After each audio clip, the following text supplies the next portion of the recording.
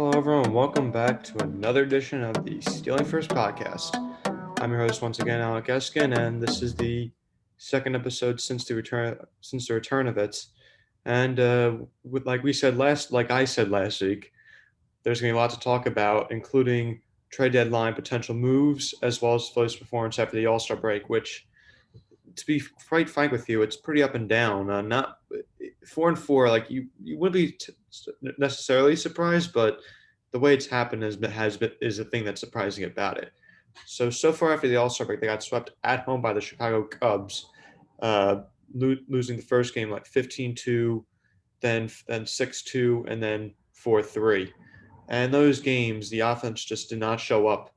A combined 6 runs throughout that entire series, and just a lackluster play throughout it all.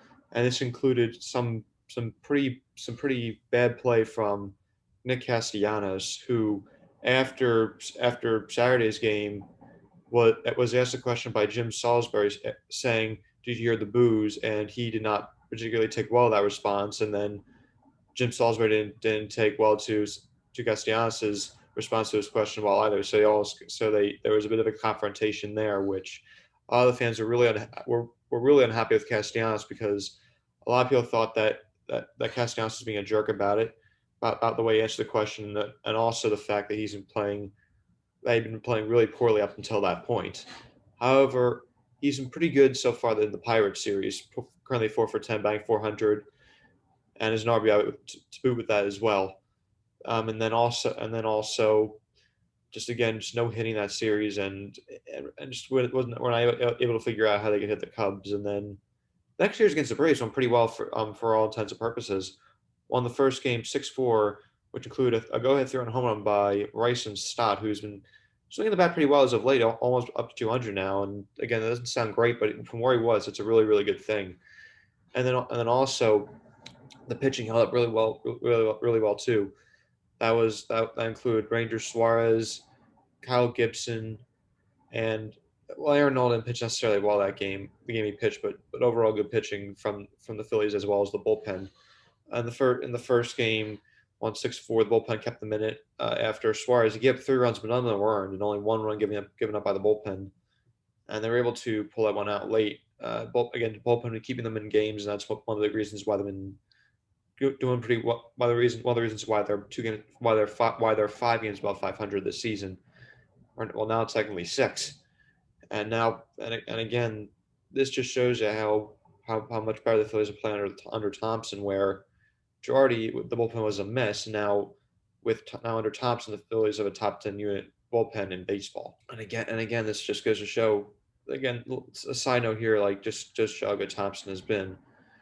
And then the Pirates series so far, it's been a bit of a roller coaster. I think that the first game they only won 8-7, but they should have had that game won. In the bottom of the ninth inning, Jeurys Familia actually gave up 5 earned runs before Dominguez luckily came in the game and closed it out. And this was calling for Familia to be DFA, and I would have to agree with that. He just has not been that. He's been pretty bad this year. He's not been good at all. And also, he's not like him on the fan base. And there's some pitchers in the minor leagues that pitched better than him, or at least have a chance. Like, for example, Marco Pelli pitched really well this year, and he's in the minor leagues right now. And I can't really think of a reason why he's still there, considering that Familia is still on the roster. And then same with like Francisco Morales, who pitched fairly well in the limited time he was here. And then also Jojo Romero didn't pitch particularly well, but I would like to give him chances because he just came back from Tommy John surgery. Before that, he was a solid pitcher. So again, Familia just not a likable guy at all either. Just not, I again, I'm really questioning why he's still on the roster. Currently has a 6.00 ERA right now. And that's by far the worst ERA of all the pitchers in the bullpen. And then, which again, the problem I feel like that keeps continuing is that at least the Phillies in terms of front office, Dombrowski and Middleton seem to have loyalty to veterans, even no matter how good or no matter how bad. They can't seem to they don't like getting rid of veterans just because they're veterans, no matter how good or bad they are. Like I was reading some from Alex Carr. Like there's 3 players on the roster who are veterans who don't deserve to be there, and they're only there because of their name. And I'm thinking, the ones that come to mind are Jeurys Familia, D. Gregorius, and probably and Odubel Herrera. Those are the ones that come to mind too. Again, the third one might not be right, but or Herrera might not be right. But I mean, again, I don't know why they're on the roster. And then same with like Jairo Munoz. I mean, Nick Maton's been banging 364 since he got back to the Valley off his rehab assignment, and Munoz, I don't get why he's still here. I mean, he's just not that good. He's a decent fielder and a decent and he's a mediocre hitter at best, I'd say. He's better than Gregorius, but I mean, there's just no reason for him. There's again because Maton's in the minors. Why is he still up here?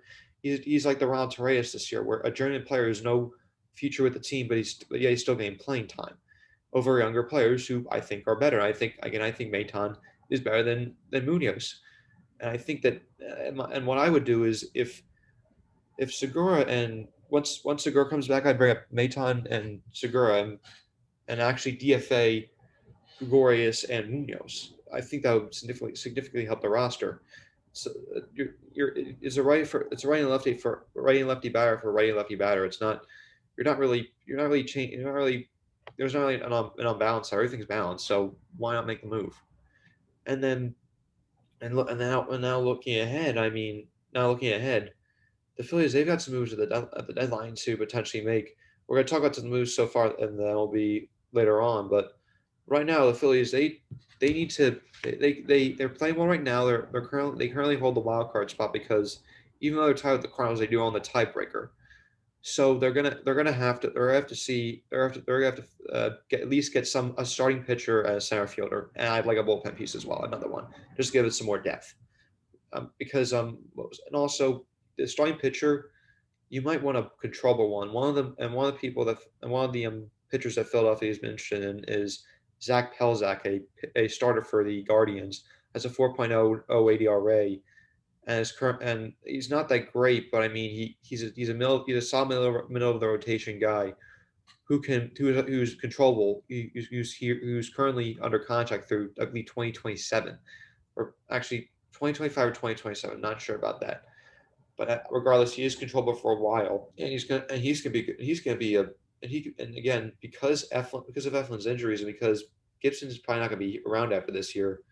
It'd be real nice to get someone like that for the future. So I could see why they're definitely interested in. But then I also think there's better starters out there, better trade candidates. So but that but then let's just see how their off season acquisitions have gone so far before we figure out what they need to do at the deadline, or at least what more they should trade for. So far there's been some hits and misses. Brad Hand has been electric so far this year. Has a 1.9 on ERA and has been a good set man for the Phillies so far this year, which I wasn't expecting. I thought he was a mediocre reliever, and I thought that he was someone who would come in later, who come in when the Phillies were behind and at least try to keep them in it. But no, he's been a solid set man for them in close games. And I've been real impressed to see what he's brought to the table at his age, and also Kyle Schwarber. Or rather, let's go Schwarber later. Corey Knebel, after a bit of a rough start in the closer role start during through June, he's really picked it up lately, and then has only around one run in his last 15 appearances as a 1.23 ERA. He's been fantastic ever since he moved into the setup role. I believe he has a 2.79 ERA. He's been really solid for them ever since he struggled early on in the year, and I get stuff. I would like him back. I mean, I'd like to see the Phillies re-sign him. He's signed for $10 million this offseason. You can get potentially some more after that. And then another guy has been Andrew Bellotti. He's one of the more unexpected successes of the Phillies offseason. No one really knew who he was. He signed a minor league contract with an invite to spring training originally, and he's currently getting paid league minimum, but he currently has a 3.24 ERA in 37 appearances, and has 13.2 strikeouts per 9 innings. And again, he's been a solid guy to keep him in games. Like again, he's one of the back end bullpen pitchers, which the fact that the guy with a 3.27 ERA is one of the back end bullpen pitchers and is one of the guys who keeps you in games, I'd say it's pretty darn good. He's been again. Good teams have a few of those guys who are unexpectedly good, and that guy has been Andrew Bellotti.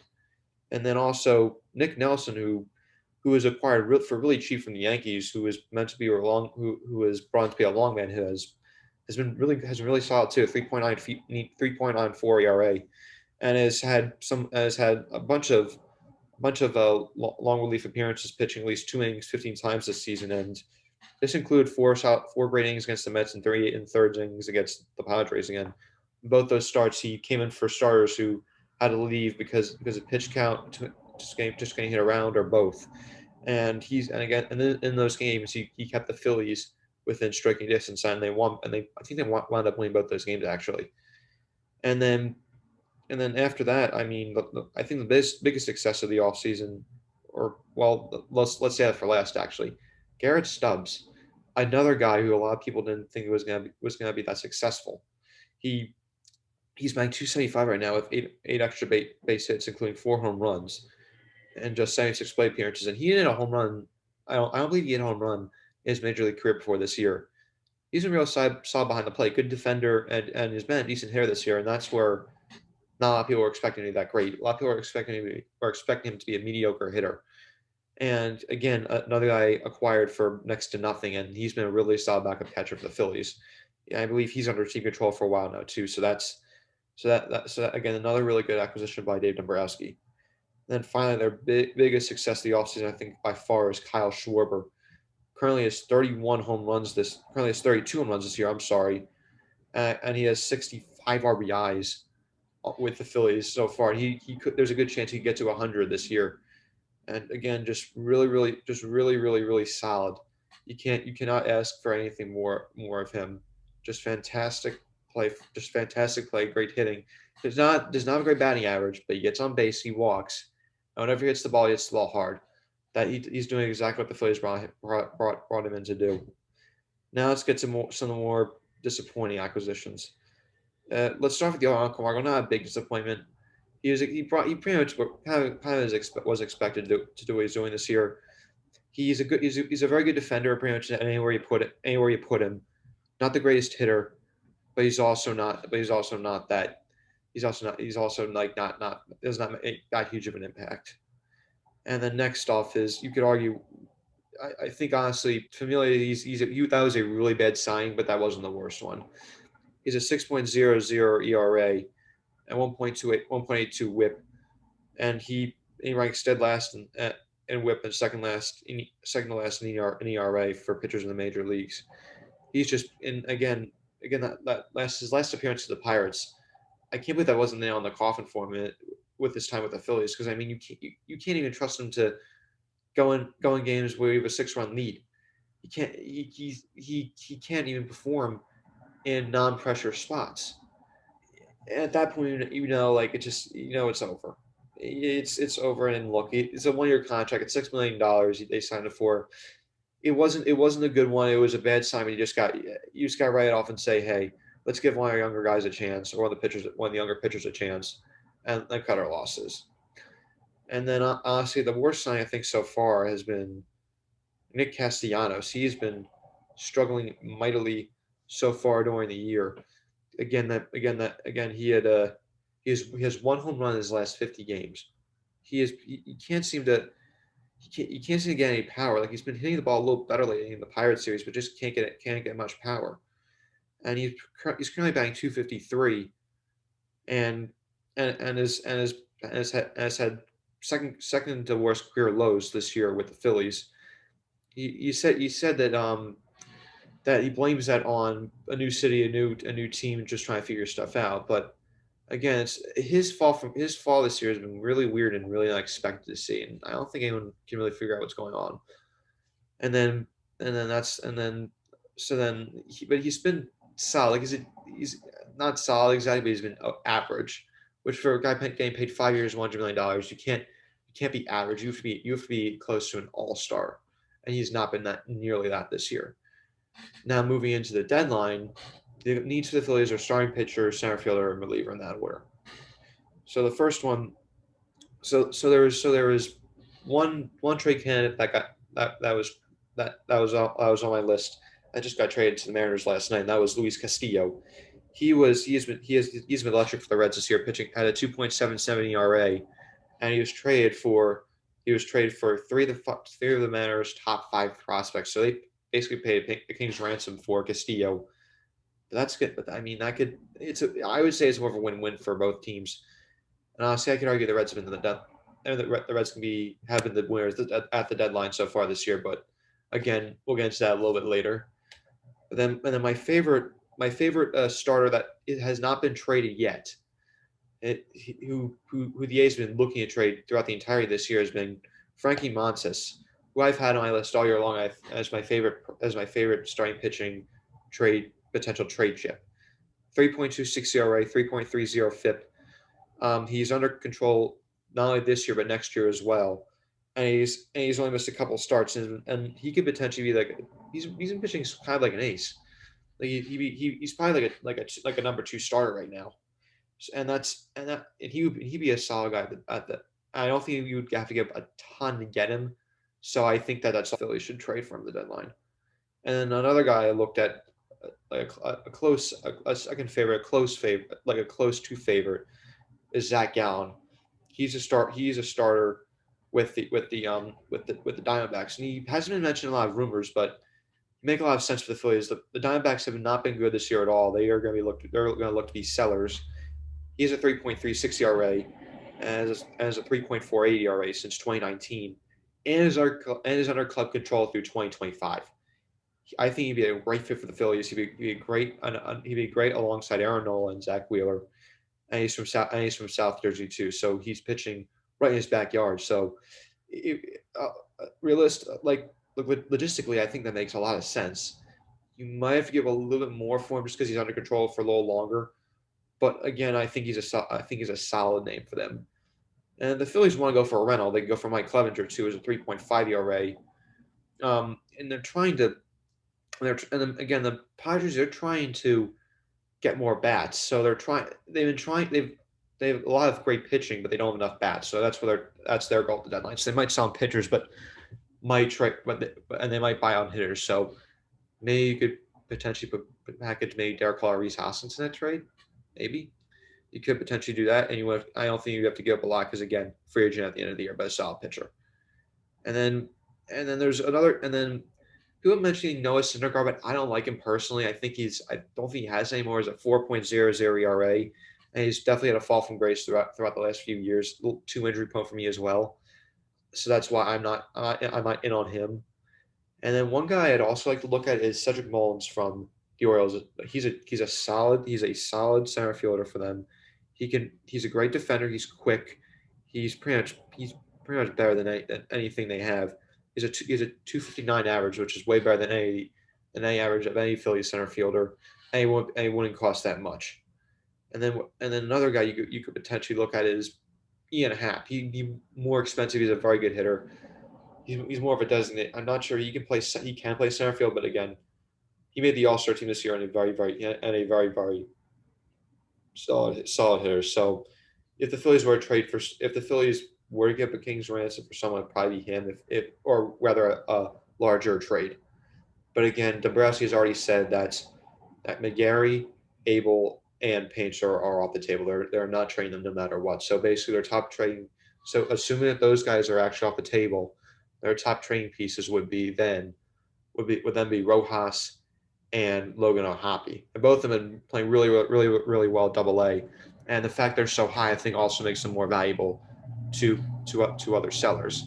And again, the Phillies, but I think they get a lot because I mean the Cubs, it makes sense for them because they don't necessarily have a top catching prospect in their system, and they're also very likely to trade Wilson Contreras as well. So they're going to need a top catching prospect, and Logan O'Hoppe is currently a top 100 prospect in baseball, one of the best catching prospects in baseball overall. So a potential Cubs Phillies trade might make sense on that from specifically that perspective. And now, now we're going more national news. The Phillies, not necessarily the Phillies, but teams around baseball. So the first trade that was made was Andrew Benintendi to the Yankees, going from the Royals, and that was a Phillies trade target. I never thought he was realistic because he can't play center field. So it made sense. He was traded for the Yankees number 19, number 21 prospect as well as another one. the Yankees made a good trade. I thought they didn't have to give a heck of a lot, but Benintendi was an All-Star this year too. So I'd say why not? And then, but what that also does is that could potentially take them out of the running for Juan Soto, who again the Nationals are looking to trade. They just offered him just made one final offer to him, and if he turns that down, which he probably will, he's going to get traded no matter what. So by August 2nd, he will not be on the Nationals roster anymore. And then the Yankees were one of the teams in the running for him. They're looking for an outfielder now because they got Benintendi. They're probably not going to need him as much. Although they could potentially be signing Joey Gallo, who I believe is batting 118 this year, and he's becoming more of a platoon player, and he's batting 159, just not good. He has like a 38.8% strikeout rate. He's been really lackluster this entire year, and Yankees fans have had and the front office and team are at their wits end with him. And he's a free agent, so a team could probably acquire him for cheap. And if my guess is if Gallo doesn't get traded, he could potentially be DFA'd. So it could be a potential waiver pickup for the Phillies, or rather than any other team in the MLB. And then also, like I mentioned earlier, Luis Castillo from the Reds was traded to the Mariners, who the Mariners again get up through their top five prospects, and as well as more for Castillo. And the Reds got King's ransom for him, and he's been again just really solid all year long. He's been pitching an ace level this year for the Reds. He's been fantastic. So I think it's a great trade for the Mariners. I think it's a great trade for the Reds. It's a win-win. Now another trade which I think the Reds wanted to complete outright was then they trade Tyler Naquin to the Yankees, not the Yankees, the Mets. The Mets gave a ton in return for him. I'm not I'm not really sure what they were thinking with this. He what they traded like a 19 and 20-year-old prospect. I wasn't really sure what the negotiating tactic was. Like they trade Jose Acuna and Hector Rodriguez.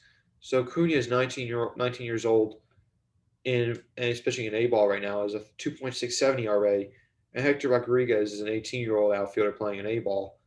But he's been playing really well there too. He's a 356 average and his 8.1% K rate. And they trade him for and they trade both those guys for Tyler Naquin.